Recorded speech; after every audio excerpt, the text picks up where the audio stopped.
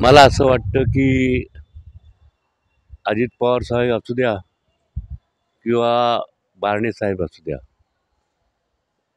ह्यांनी पक्ष फोडून मग राष्ट्रवादी काँग्रेसचे शरद पवार साहेब आणि शिवसेनेचे उद्धव साहेब यांना त्यांनी धोका दिला, त्यांचं चिन्ह काढून घेतलं, पक्ष काढून घेतला. आणि ह्या वेळेला महाराष्ट्रातील जनतेने, महाविकास आघाडीने, विशेषतः माननीय पक्षप्रमुख उद्धव ठाकरे साहेब यांनी एक दिल्लीला मोठं आव्हान दिलं. आणि ते केवळ महाराष्ट्रापुरतं झालं नाही, ते संपूर्ण देशाची त्याची रिॲक्शन आली. आणि 405चा नारा हा त्यांनी 240मध्ये आणून ठेवण्याचं काम माननीय उद्धवजींनी केलेलं आहे.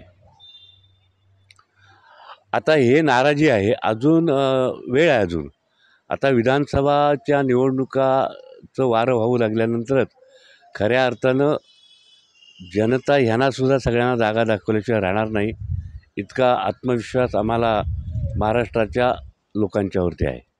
पुढे विधानसभाची निवडणूक आहे, कशी तयारी आहे, त्या नेमकं काय?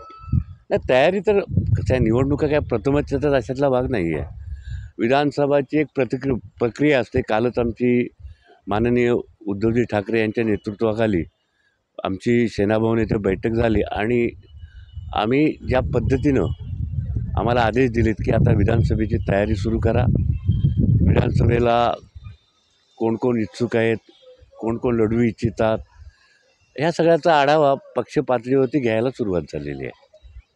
दुसरीकडे मनोज जरांगे पाटील उचलल्या बसले आहे. आता काय, ह्याच लोकांनी त्यांना आश्वासन दिलं होतं.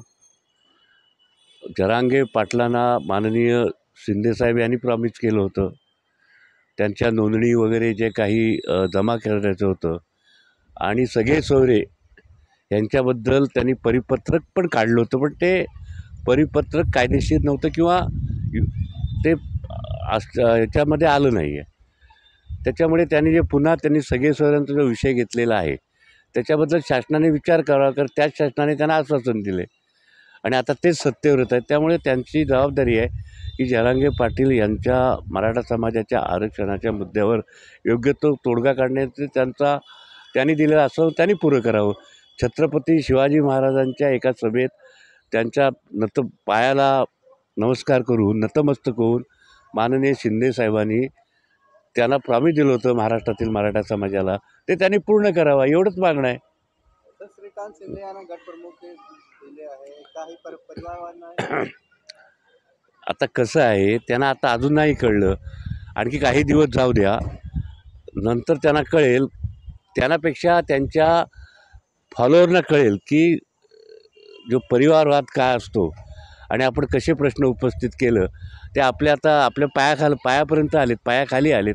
त्याचं येणाऱ्या काळामध्ये ते कसं महाराष्ट्राला उत्तर देतात ते आम्ही पाहतो.